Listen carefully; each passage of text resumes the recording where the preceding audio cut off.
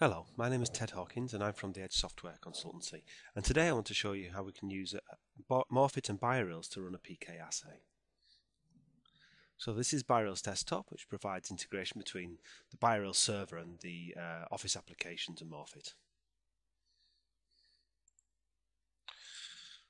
Okay, so I'm going to select my home folder from my favorites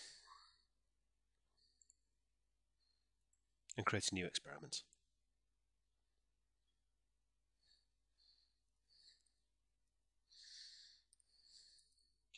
So we need a unique identifier. We select the method and we can provide a description.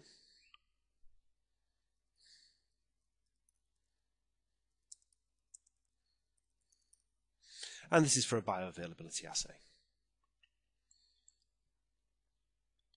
So we've now created a new experiment. This will copy the protocol, all the content of the protocol down into the experiment as well. So when we press OK, that will open the experiments folder.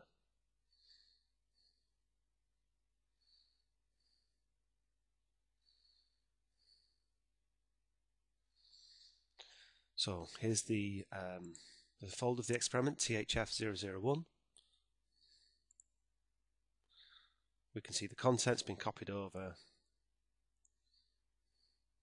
There's an empty task for the bioavailability results, and there is the Morphit binder used for the data processing. So we'll open this Morphit binder, which will be downloaded to the client.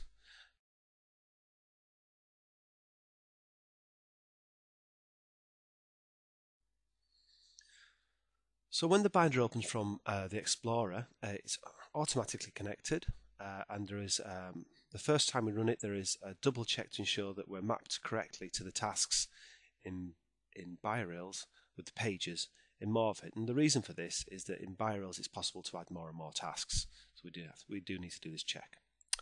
So the second question is asking us if we want to download any data that we may have already entered in BioRails, and we don't. So the instructions are on the left hand side, and you can see we need to define the protocol, import our samples, and so on.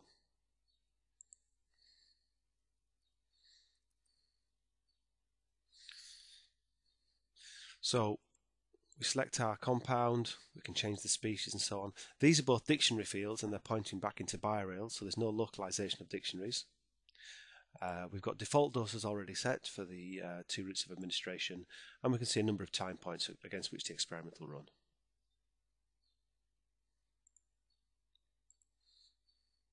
In this example, we're going to import a sample file. Now there's no preparation. We'll simply read the file, and from that we'll extract the compound, the standards, and the replicates, and so on. Now the sample file is pretty typical. We can see there's a lot of headers, and then blocks of well-structured data with sample types, file names, areas, and so on. So because it's well structured, we can apply an import definition to this, which has already been associated with this document. So here it is, it's been imported, sample type, file name, area, and so on. Now Morphit is keyed off this data here to extract it for the individual types of sample. So let's look at the standards. So the file names have been identified, the doses have been extracted, and the areas. And then we've done a linear regression to generate a standard curve, calibration curve, from which we can calculate an interceptor multiplier used to convert the areas into concentrations of the analytes.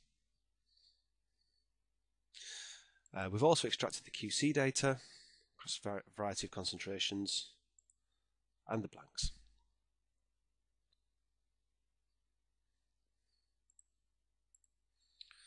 So let's look at the analysis. Just shrink that down a bit. So here we see the compound has been brought through automatically, and we fit the data. So we can look at the fit. We can see the fit is plotting concentration over time using the one-phase exponential decay, and we could either use the default parameters or set them ourselves. That fit has been overlaid onto the chart of the data points. and we can knock data points out and back in again. In the second graph, we saw we have a trace of the IV and PO routes.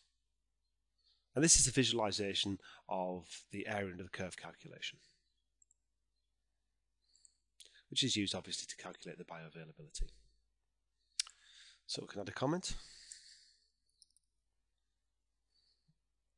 to this, and we can also print. And we'll print this to BioRails.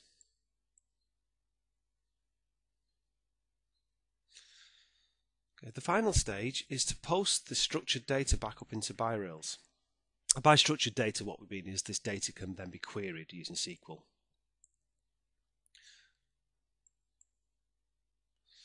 So this will upload all the data from the protocol and from the analysis into the BioRails tasks.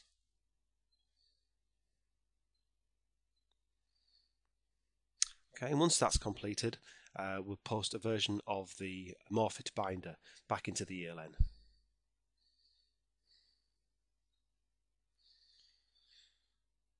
Right, so we can close that because we don't need a local copy.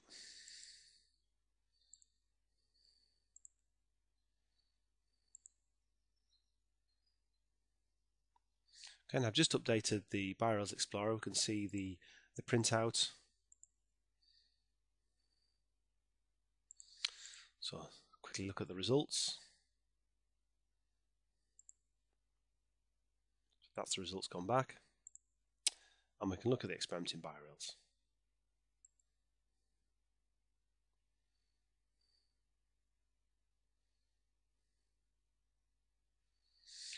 So at this point we would add our conclusions, any extra files, maybe do some more analyses. We could even add new tasks into the experiment. But eventually what we do is go to the change the status of the experiment and complete it. And this renders it read-only.